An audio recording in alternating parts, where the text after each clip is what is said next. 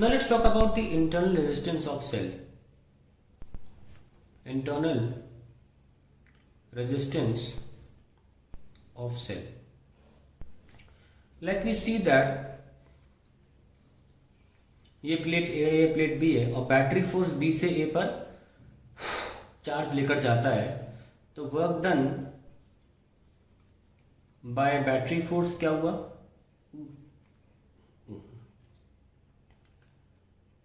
It will be in taking charge Q. So work done क्या होता है? Q times the EMF. Yes और no? Q times the EMF होता है ये हमारा. एंड हम जानते हैं कि EMF को हम ऐसे बड़े एप्सिलॉन से दिखाते हैं और Q को we can write current into time, है ना? Q can be written as IT. अब क्या होता है कि जब भी आप कुछ काम करते हैं वो एनर्जी में तब्दील हो जाता है, ये हम सब जानते हैं. Whatever work you do it gets converted into energy. We see that the plate A is at higher potential than plate B. ठीक है, तो इसका मतलब potential energy of the charge increases when it moves from B to A, and that increase in potential energy, मतलब मैं पूरी energy बताता हूँ कितनी होगी. Charge into potential difference V final minus V initial. Yes और no? And charge is I into T and potential difference को हमने क्या माना था? That is the voltage between the terminals of cell, that is what we call in potential difference. V final minus V initial को हमने तब से V तो दिखा रहे हैं. सो ये हमारा आ गया energy of the charge at when reaching from B to A. अब हम जानते हैं भाई कि इसमें आप देखें कि I और T दोनों में सेम है, पर ये बड़ा एप्सिलॉन और ये V, इनमें फर्क है. तो हम देख सकते हैं कि वर्क डन जो हमने बैटरी फोर्स के द्वारा कराया वो ज़्यादा था जो चार्ज की पोटेंशियल एनर्जी राइज हुई उससे. And by how much? Let us see. W minus U is equals to EIT minus VIT. W minus U is equals to IT common ले लीजिए, E minus V. So ये जो फर्क देख पा रहे हैं कि आपने कुछ काम किया पर पूरा जो आपने काम किया वो पोटेंशियल डिफरेंस में कन्वर्ट नहीं हो पाया, पोटेंशियल एनर्जी में कन्वर्ट नहीं हो पाया, थोड़ा लॉस हुआ. This loss is in the form of thermal energy.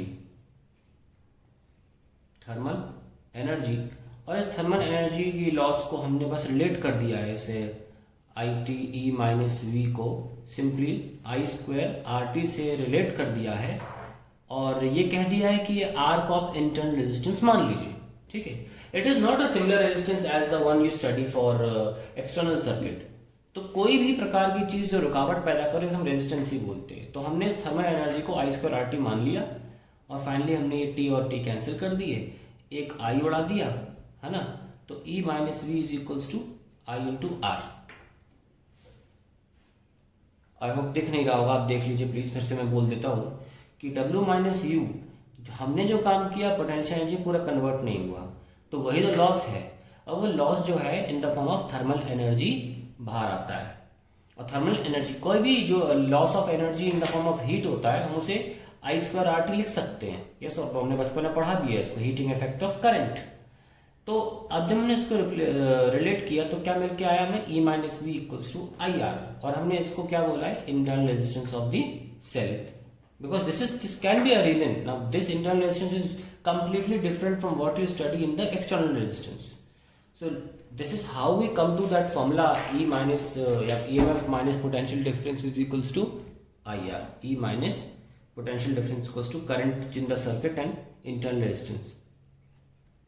अब ये तो सर्किट में करंट है और ये तुम्हारा पोटेंशियल डिफरेंस है. Finally very important equation, and we can also write it like this: V plus small v, and this small v is IR. We can call it internal potential drop.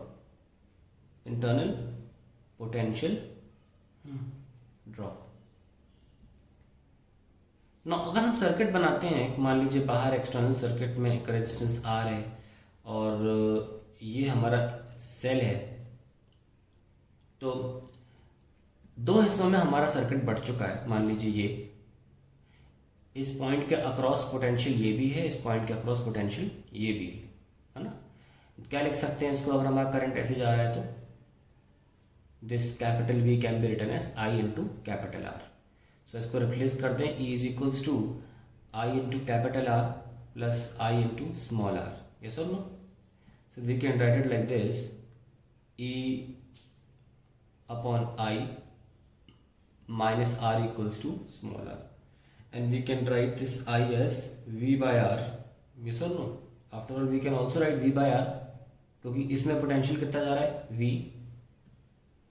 Is equals to R, and ये R ऊपर चला जाएगा common लेके, E by V minus 1 is equals to R। So ये आपका internal resistance को निकालने का फॉर्मूला हो जाता है। ध्यान रखें, जो ये जब सेल यूज हो रहा होता है तब potential difference across the cell हम V मानते हैं।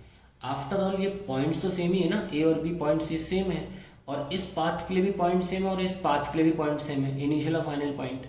तो आप V इसके अक्रॉस मान सकते हैं, तो इसके अक्रॉस भी माना जा सकता है। And by the nature of Ohm's law I can write this वाला V equals to I into capital R। कुछ लोग शायद ये सोच रहे हो सर ये आपने कैसे लिख दिया, ये हमने ऐसे लिख दिया क्योंकि A और B पॉइंट सेल के अक्रॉस भी हैं और रेजिस्टर के अक्रॉस भी हैं।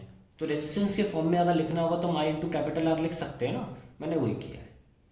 और फिर आप देख सकते हैं कि I को रिप्लेस भी किया मैंने by V by R in this step. Okay, so that is the expression for internal resistance. And now we will study about the factors affecting the internal resistance of cell.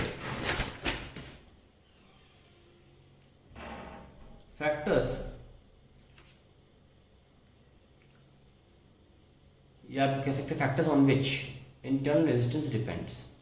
internal resistance depends। पहला, concentration of electrolyte। concentration of electrolyte कैसे depend करता है?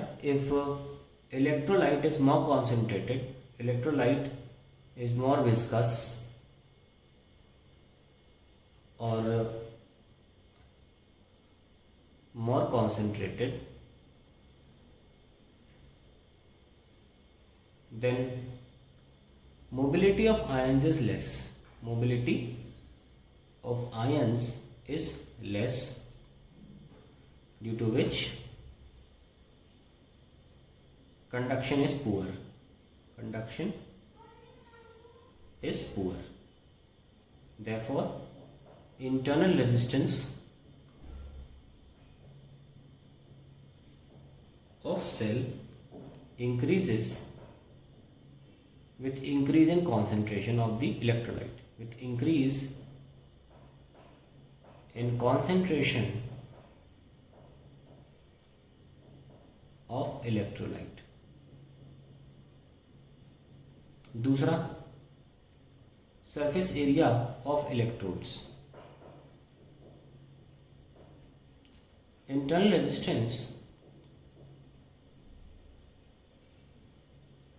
of cell decreases if surface area of electrodes increases, because then the charges will have larger space to be deposited, larger space to be deposited। Third, the separation between electrodes। longer the path, longer the distance between electrodes, more will be the internal resistance। और finally क्या बचता है? Temperature, तो temperature बढ़ाने से viscosity या यूँ कहिए कॉन्सेंट्रेशन घट जाता है। Therefore R increases, sorry therefore R decreases, क्योंकि विस्कोसिटी कॉन्सेंट्रेशन घटेगा तो पहले पॉइंट के हिसाब से आपकी आर कम हो जानी चाहिए।